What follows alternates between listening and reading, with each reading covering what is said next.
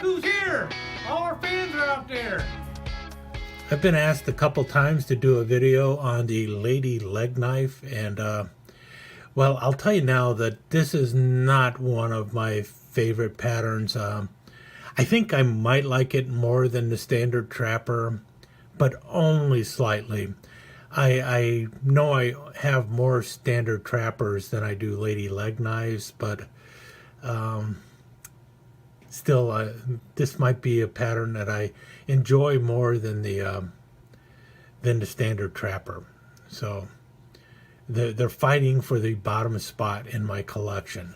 Right now, what you see in front of you, what, 1, 2, 3, 4, 5, 6, 7. 7 is the total number of leg knives I have. 2 are in white smooth bone, 2 are in tortoise shell, and 2 are part of the Stonework series, and this is a queen one in abalone. And that is all I have when it comes to the lady's leg knife, and will probably be all that I ever get. Might get one in mother of pearl one of these days. And if Smoky Mountain Knife Works ever comes out with that tactical leg knife that I drew up a long time ago that featured a combat boot for the bottom of it, then maybe I'll go and grab that one, because who wouldn't want a tactical combat booted leg knife with a flipper blade? Or maybe the proper thing to say, who seriously would buy something like that, which might explain why Smoky Mountain Knife Works never decided to make it, even though I submitted that drawing a long time ago. In any case, let's get into the lady's leg knife. Now, in Bernard Levine's book, he mentions that the leg knife has been around for about 350 years. And the ones he's talking about were basically the figure of an entire leg without a boot on the bottom, just a foot. And these have been around for about 350 years or so. I read somewhere else, and I can't remember where it was, that they actually found old Roman knives, so knives from about 2,000 years ago, that were shaped like a woman's leg with a blade. So the idea of using a leg as a pattern for a knife has been around for quite some time. But the knives that we're looking at here are the modern day figural knives known as a leg knife. And according to Levine's book, these knives started showing up sometime around the 1920s. And they differ from the earlier knives because they basically just show the calf and then the foot of the knife being a shoe, typically a high-heeled shoe that is supposed to act as a bottle opener or cap lifter, something designed to remove the crown cork off of a bottle. And if these are a functional cap lifter and they were designed to remove a crown cork, then that would make sense, because the crown cork showed up somewhere around 1890 or so. So we know they would not be any earlier than that. But I would go with Levine's dating that these probably showed up sometime in the 1920s. In the book, he also mentions that they are called ballet knives. But he also does not say where he got this term from, of them being called a ballet knife. So I'm not sure if this is a term that he heard when he was writing the book back in the 80s, or if this is a term that was used for the knives back in the 20s. Most people just refer to the knife as a leg knife, but that doesn't mean that at one time or another these knives might have also been known as a ballet knife. When that happened is beyond me. The only place I've actually seen it is in Levine's book. I've seen it also from a few other people online saying that, But again, what they were doing is they were quoting Levine's book when they said it. So is it a ballet knife? I guess you can call it that if you want to. If nothing else, Levine referred to it as a ballet knife, but most people refer to it as a leg knife, and that is normally the easiest way to find the knife if you're searching to buy one, is by calling it a leg knife or a lady's leg knife. Now, the most common one you'll find, and probably the most popular one you'll find, is the single-bladed lady's leg knife, the smaller one, which looks like this, and they're usually about 3 1/8 inches long, closed. Silly me, I had to go find my ruler. Here we go. This is typically when you're measuring it, you're going to measure from the tip of the toe there to the top of the bolster here, and you see that it comes in right at, well, 3 1/8 of an inch, and that's really how you kind of have to measure it. I mean, it's kind of a funky shape, but that's what they mean by is 3 1/8 of an inch long. And it has a blade length that comes in right at 2 inches, so it's definitely going to be legal in just about every place. And the cutting edge on the blades typically end up being about 1 3/4 inches. And this is typically the ones that you will see. It doesn't matter what company it is. This is Rough Rider, but other companies make them, and they're all just about the same. And the knife that they're being patterned after is the old Case lady's leg knife, which was the Pattern 97 that they first came out with sometime just before World War II. So they usually date it as pre-1940, so probably sometime in the 30s. It might have been as early as the 20s, though. And this is the common lady's leg knife. This is the one that is the more popular. The other one that you run into is also based off of the Case pattern of a leg knife, and this one is their 097. And as you can see, it's a much longer one. It's actually comes in right at 5, maybe 5 1/8 inches long, and they will typically have a saber ground blade. At least the Rough Rider ones will, and the blade length on these comes in right at I don't know, you could say 3 3/4 or 3 5/8 of an inches. With a cutting edge, it's about 3 1/4 inches. And that's usually the two most common leg knives you get. These are obviously the ones that are more popular to collect, and actually I think they look better than the large ones. A lot of people will grab these because, well, they're kind of like a toothpick, but they're not a toothpick.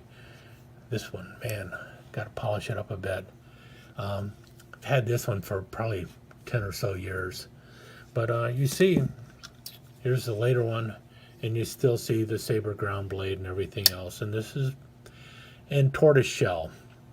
Now, the 97 pattern that Case did early on, they also did make them with 2 blades. And typically you would have the clip blade, which you see here.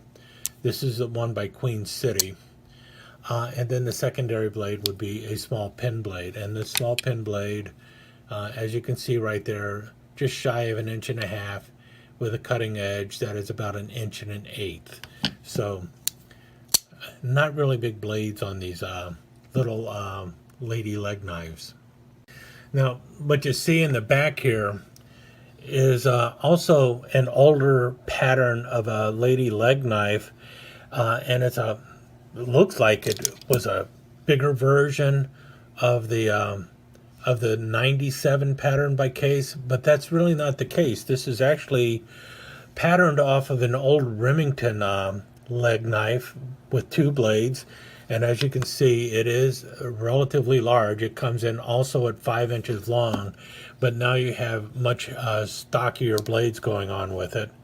And I haven't seen too many people make this one. Matter of fact, the only people I've seen make it is Rough Rider. They have it in their Stonework series, which I have here, and they also had it in the Slow Burn series. You see there the blade length on this is 3¼ inches long with a 2¾ inch cutting edge. Really nice clip blade though. And then the secondary blade is, well, it's referred to as a pin blade, but it's about the size of a spear master blade on a canoe. You see there the length of it is over 2¼ inches, just over 2¼ inches, and the cutting edge is just shy of 2 inches. So it's a pretty big pin blade for the knife. This is probably my favorite out of the group. I think if they made more of them like this, I would be happier with it. I like the way that looks more than this one. Now, one of the selling points on these knives is always the fact that the shoe is supposed to act as a bottle opener. My luck with the shoe working as a bottle opener has been about 50-50. So maybe it'll work for you, maybe it won't work for you. The problem I've often found with it is that what you need down here is a little bit of something to catch onto, and it's just not there. This is too straight. Maybe you'll have better luck than I have. I guess the way to fix it would be to get in there and grind it down a little bit. Or maybe other companies make a better shoe.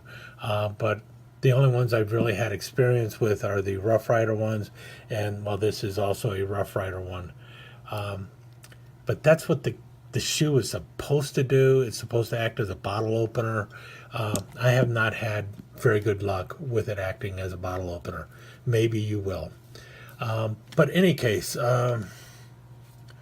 that's really about all I can say about the ladies' leg knife. Most of them are patterned off of the old 097 or the 97 case patterns from pre-World War II. And some people like to call them a ballet knife now because they read it in Levine's book, where he got the term from, if it was an original term, if it was something that one of the knife companies came out with, is beyond me, because he doesn't say where he got it from. But every source that I've looked at basically traces it back to Levine's book, and Levine doesn't say where he got it from. It might have been a term that was being used in the 60s or 70s for these books or for these knives, or it might have been a later term when these knives started coming out again. I think it was another one of these knives that Parker Frost decided to revive in the 1980s, and that's where the popularity began. And I do know that today the little lady leg knife is one of those knives that a lot of people really do like to collect. And I gotta tell you, yeah, it looks kind of funky, but that's a pretty good, decent blade when you think about it. And they really don't feel that bad in your hand, the small ones. So the large ones, I'm not sold on those, but I do like this one here. If they make more of those, I will definitely buy more of those. And if they ever come out with my tactical combat boot knife, then yeah, I'm all for that one. It'll be all blacked out and camouflage handles and little flipper blade and your tactical combat boot with a high heel. Yeah, that's what we all need. Anyway, stick around for some slides. And yes, there was that time when I channeled my inner mall ninja and came up with the tactical infantry leg knife. And now, for those who don't know it, there are basically three kinds of infantry in the United States Army. There's mechanized infantry, they drive around in APCs. There's airborne infantry, they jump out of airplanes. And then the other infantry, your basic run-of-the-mill infantry, are known as legs because they walk everywhere. And yeah, several years ago, I submitted a similar drawing to Smoky Mountain Knife Works and called it something like the Tactical Infantry Leg Knife. Now, being a product of the 1980s, I wanted a black boot on my tactical infantry leg knife instead of those new suede boots that everyone was wearing. And I thought, an M26 hand grenade for the shield would be really cool. And then use the back end of a 50 caliber machine gun shell for the pivot point, and then nice BDU covers made out of G10, and then a really funky blade here, like the Harpoon Tanto blade with a forward choil. And then pass off the heel of the boot as a glass breaker and the toe of the boot as a skull cracker, and then finish it all off on the back side with a deep carry pocket clip that looked like an ammo belt running down the side of the leg. And so that was my idea of the tactical infantry leg knife. I'm not sure why it didn't take off. It seemed like the perfect thing for any truck stop or PX. Anyway, that was my tactical infantry leg knife.